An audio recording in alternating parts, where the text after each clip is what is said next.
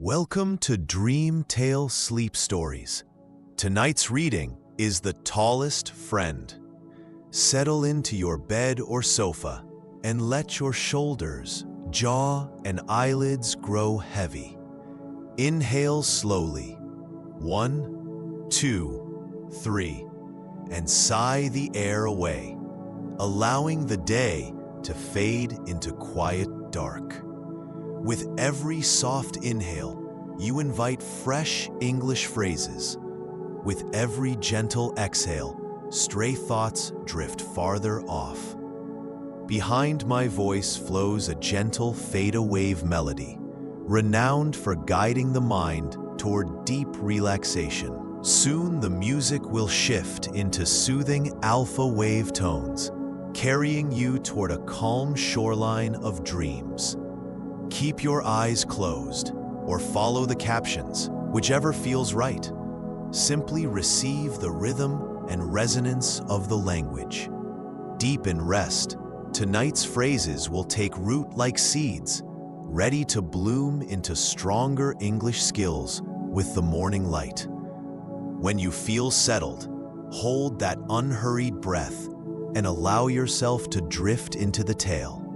The Tallest Friend begins now, and when the story's final line has faded, the music will linger a little longer, carrying you gently deeper into sleep. The Tallest Friend. Gina was a young giraffe who lived in the beautiful African savanna. She had golden spots on her yellow coat and the longest neck of any animal in her area. But Gina was not happy about being so tall. While other young animals played together on the ground, Gina could only watch from high above. Every morning, Gina would wake up and look down at the other animals. She could see Leo, a young lion cub, playing with his brothers and sisters. She could watch Ella, a baby elephant, splashing in the river with her family. Max, a cheerful meerkat, would run around with his friends, laughing and having fun. "I wish I could play with them," Gina said to herself, sadly. "But I'm too tall. They probably think I'm scary or different." Gina's mother noticed her daughter looking sad. "What's wrong, my dear?" she asked gently. "I want to make friends, but no one wants to play with me," Gina replied. "I'm too big and too tall. The other animals seem afraid of me." Her mother smiled kindly.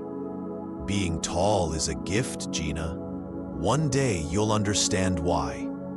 But if you want to make friends, you need to try talking to them first. Many animals might be shy, just like you." The next day, Gina decided to try her mother's advice.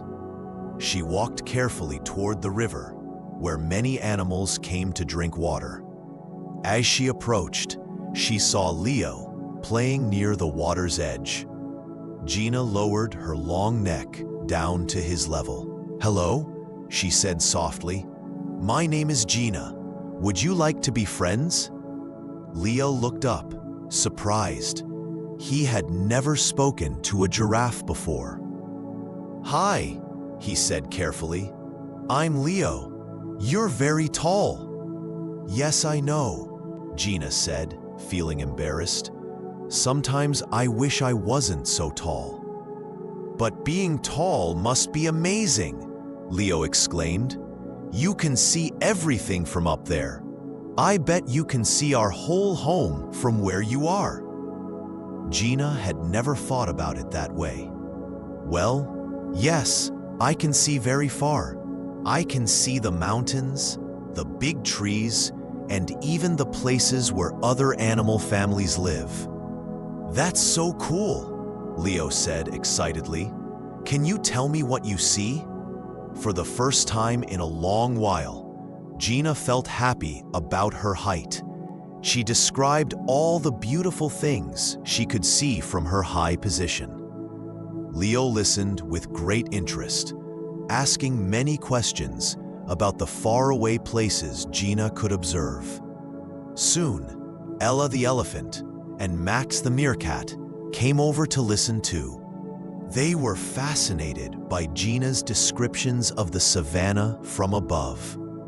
For the first time, Gina felt like she belonged. "Would you like to play a game?" Max suggested. "We could play hide and seek, and Gina could be the seeker, since she can see everything." The animals spent the whole afternoon playing together.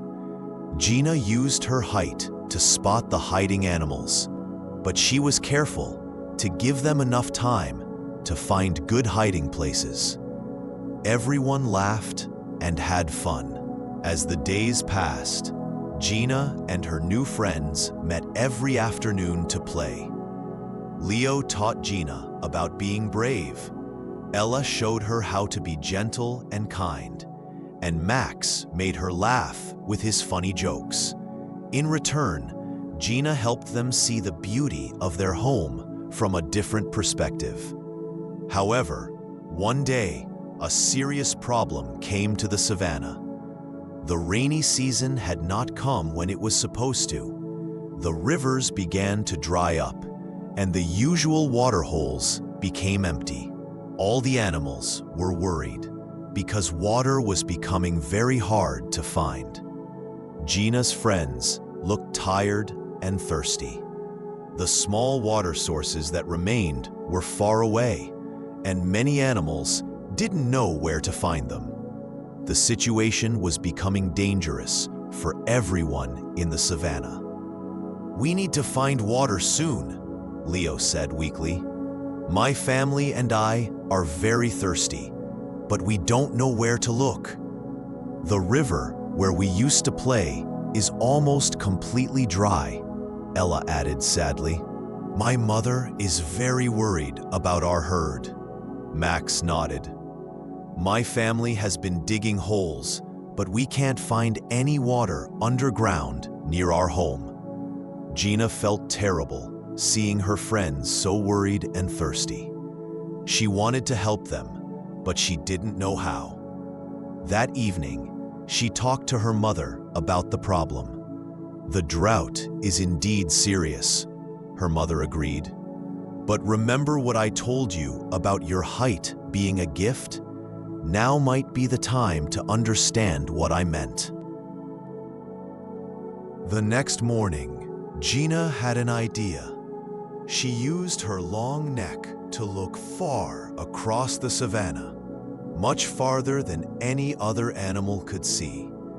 She looked in every direction, searching carefully for any signs of water. After searching for a long time, Gina saw something amazing in the distance.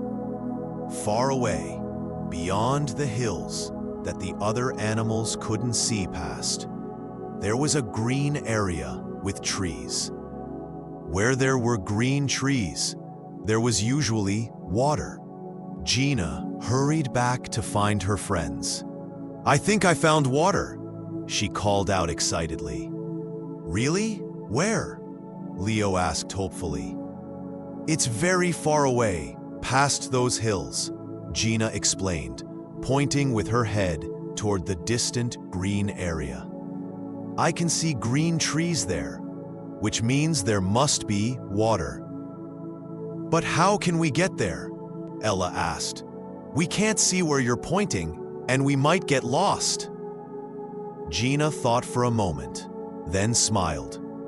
"I can guide you. I'll walk ahead and show you the way. With my height, I can always see the green area, even when we're walking." The three friends immediately told their families about Gina's discovery. Soon, all the animal families in the area decided to follow Gina to the distant water source. It was a long and difficult journey, but Gina carefully led the way, always keeping her eyes on the green trees in the distance. During the journey, Gina used her height to spot the best paths and to avoid dangerous areas. She could see rocky places that would be difficult for the smaller animals to cross, and she could find the easiest routes through the tall grass. "Turn left here," Gina would call out. "There are fewer rocks this way." "Be careful ahead," she would warn. "I can see a steep hill coming up, but there's a gentler path around it." The journey took 2 whole days, but finally they reached the green area Gina had spotted. It was even better than anyone had hoped. There was a large, clear lake, surrounded by fresh grass and shady trees. There was enough water and food for all the animal families. All the animals were so grateful to Gina. Without her help, they never would have found this wonderful place. Leo's father, the king of the lions, spoke for everyone.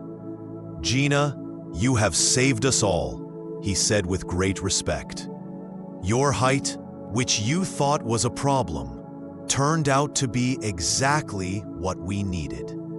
You are a true hero." Ella's mother agreed.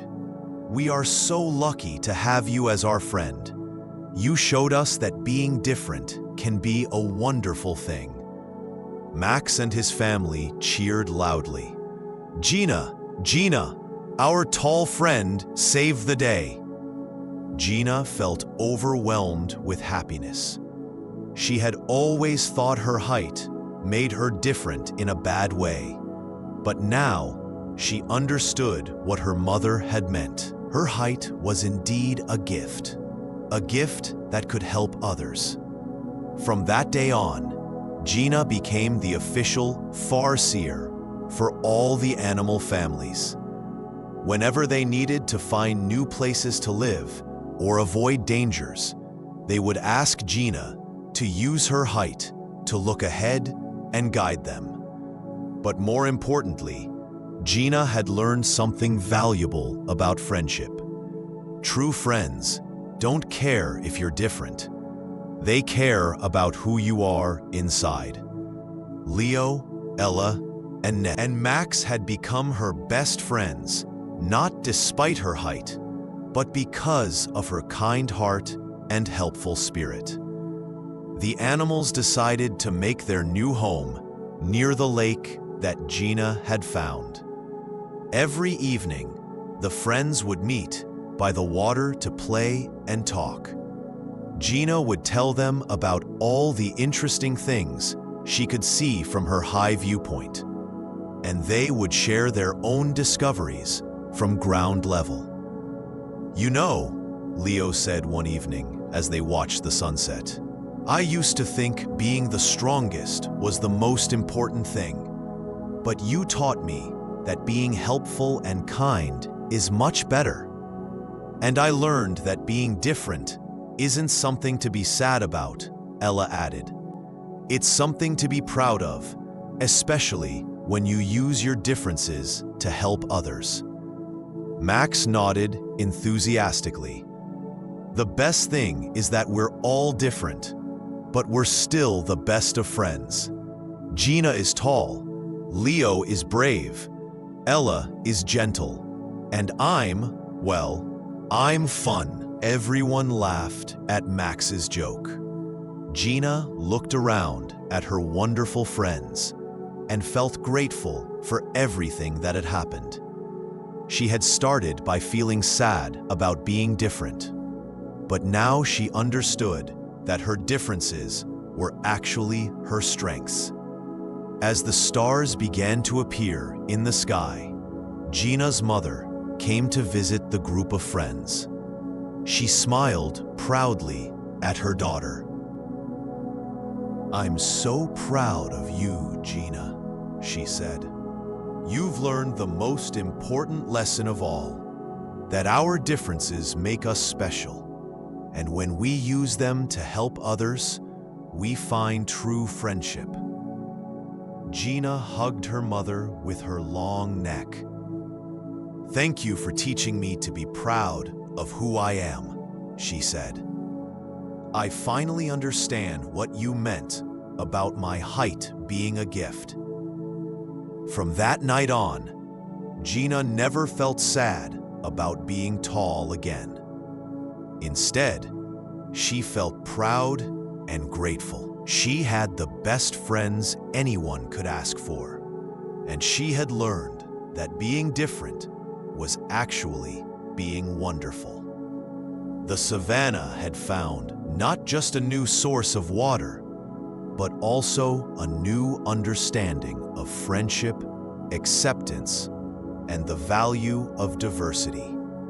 And it all started with one young giraffe who learned to love herself just as she was.